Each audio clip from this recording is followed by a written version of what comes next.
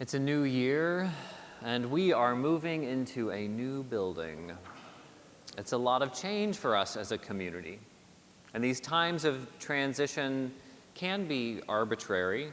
The flip on a calendar page doesn't do anything magical after all.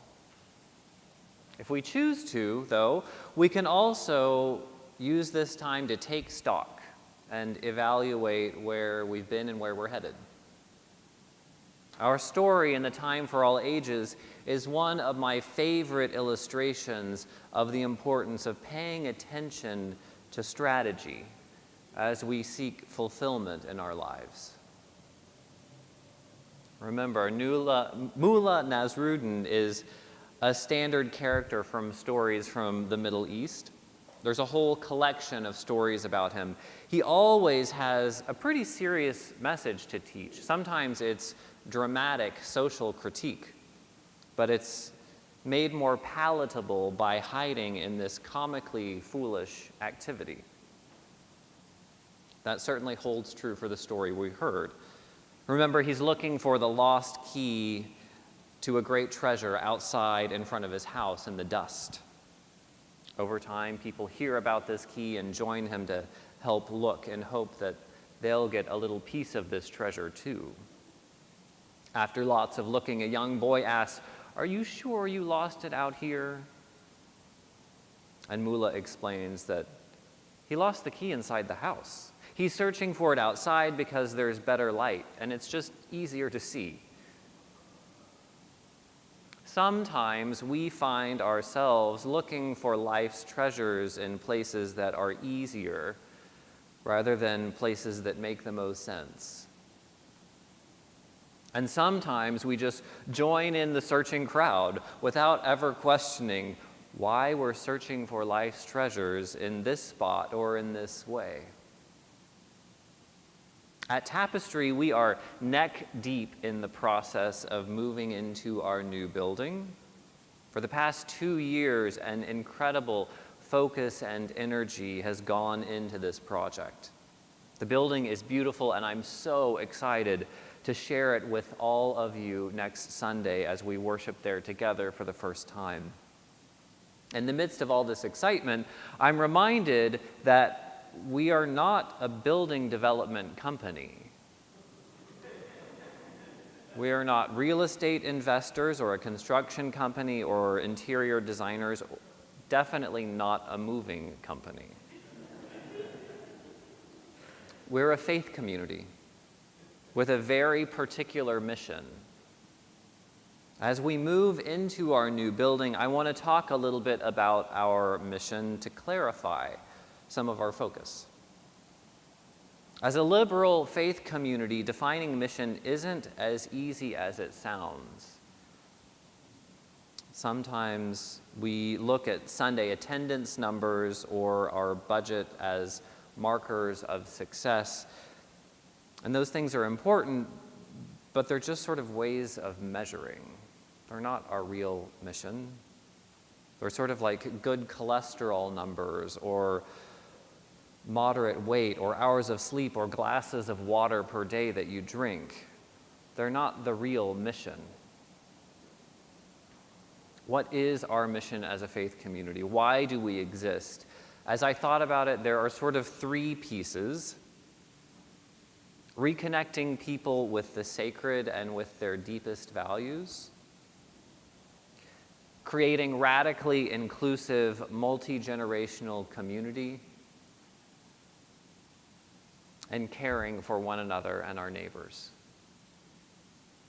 Of course, those 3 pieces intersect in different ways, and a lot of different Tapestry activities fall within those 3 categories, but these are the things that I think if we stop doing, we would fail to live up to who we're called to be and who our world needs us to be. It's not beautifully written or memorable. Maybe I'll try to get more poetic with it. But as far as I can tell, those are the 3 things. Reconnect people with the sacred and their deepest values. Create radically inclusive, multi-generational community. And care for each other and our neighbors. Our new building is a beautiful, hard-won tool to accomplish that mission. The same is true for all our other resources, our budget, our staff, our volunteer hours, all of that is in service to our goal. Owning a tool does not get the job done. I'm sure many of you have fallen into this trap. I may get some of you collectors of gadgets into trouble here.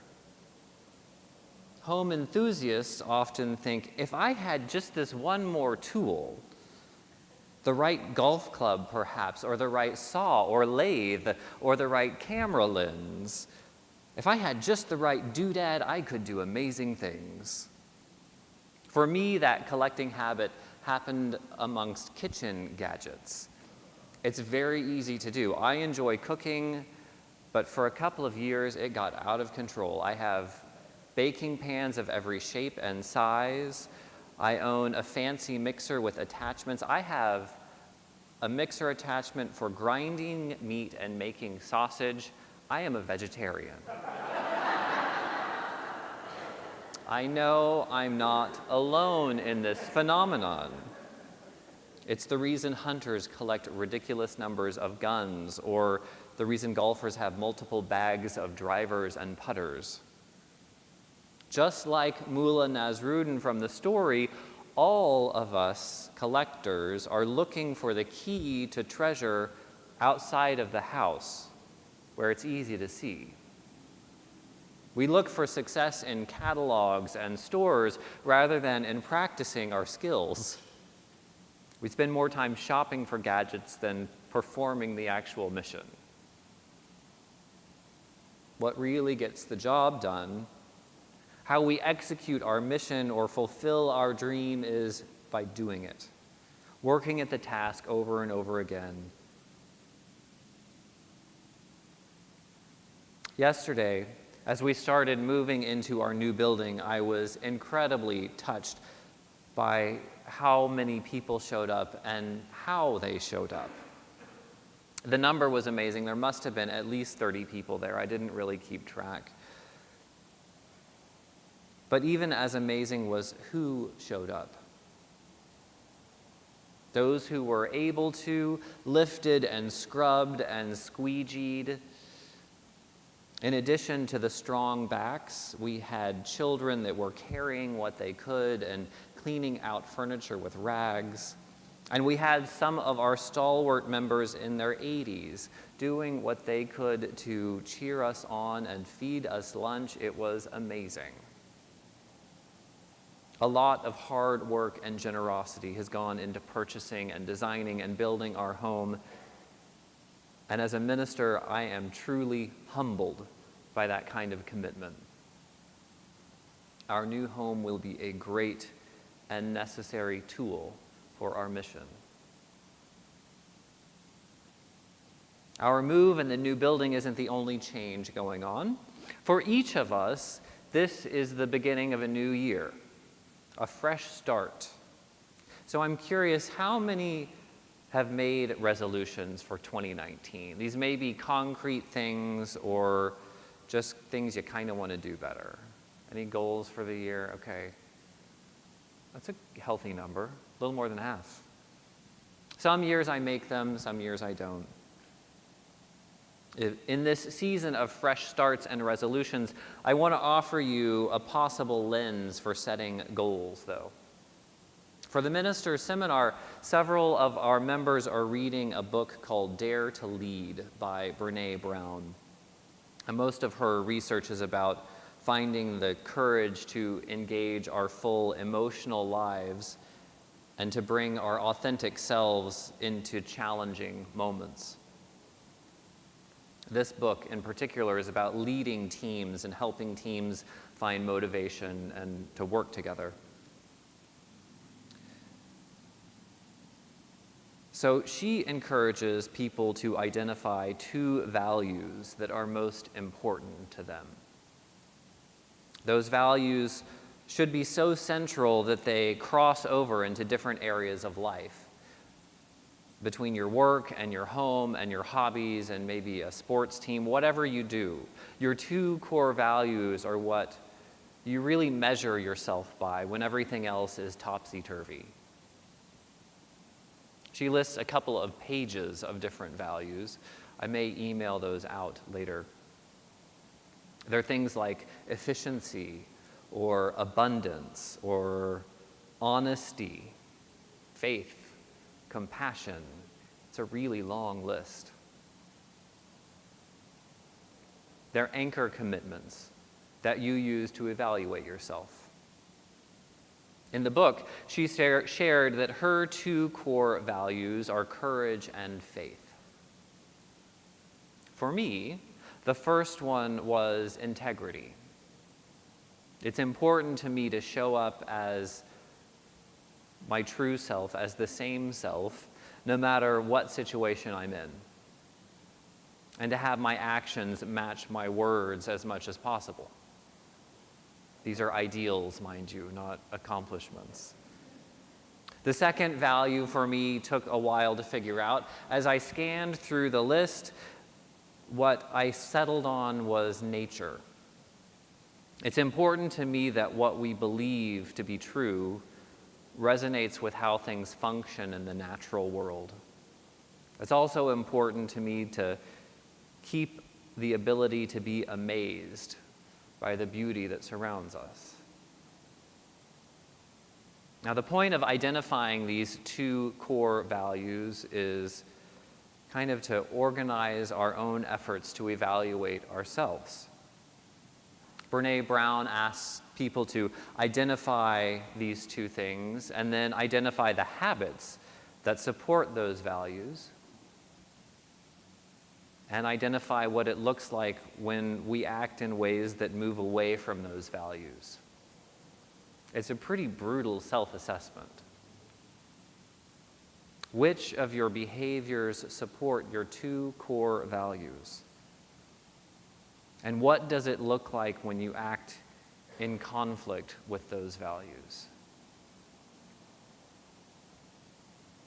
The other reason it's helpful to identify those two core values is that it helps us communicate our motivations with a team. That might be at work or with your spouse or with a sports team. But when you know what drives someone else, you gain an appreciation for their effort. And we gain a valuable window into help encourage them and motivate them toward our common goal. So my hope is that in identifying just two core values will help give an anchor for your goals for 2019. As we head into the new year, why do you want to lose those 10 pounds or change that habit? Will making that change help you live in alignment with your core values? If it will, then it's worth the work it will take to get there. There will be stumbles along the way. After all, what's worthy of our effort takes effort to get there. So I decided to call this sermon One More Step because the song that we sung earlier is so aspirational. It casts a very, very grand vision. Till there's peace for us and everyone, till every word is heard by everyone, till every prayer is shared by everyone. It's the everyone piece that's so challenging in each verse. What makes the vision of the song so daunting is also what makes our mission as a congregation challenging. Our mission isn't limited to a particular group or number of people, right? And I know Unitarian Universalism isn't for everyone. A lot of people already have a faith community that's totally fulfilling to them, and I'm glad for that. Not everyone is going to want what we offer, but they should know that the option exists. And they should know that they would be welcomed here if they genuinely want to be a part of this Tapestry community. Tapestry's come a long way over the past 40 years. Relationships have grown deep and strong. Our capacity for spiritual depth has increased dramatically. We have a great staff team, and now we have a building. A lot of people in this room have been dreaming about that step for a very, very long time. And hopefully, if things pan out as I plan, we're going to continue taking one more step for a very, very long time. Our mission is broad. Reconnecting people with the sacred and their deepest values. Building radically inclusive, multi-generational community. And caring for each other and our neighbors. These tasks are huge. Fortunately, we can take it one step at a time. Amen.